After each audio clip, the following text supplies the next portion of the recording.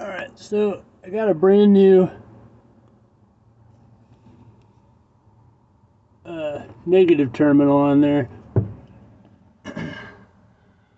Over here, this wire that I put a screw in, it had like a centimeter play in it. Like it's loose. Maybe it might be loose in the ring terminal. It's pretty good corrosion on that wire there. Then up here, that's the relay for the auxiliary start, I think. I took all 4 of these terminals off, cleaned the nuts and the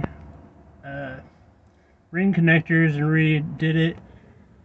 And then the one marked 20 amp ignition, I cleaned up the nuts and the thing on there.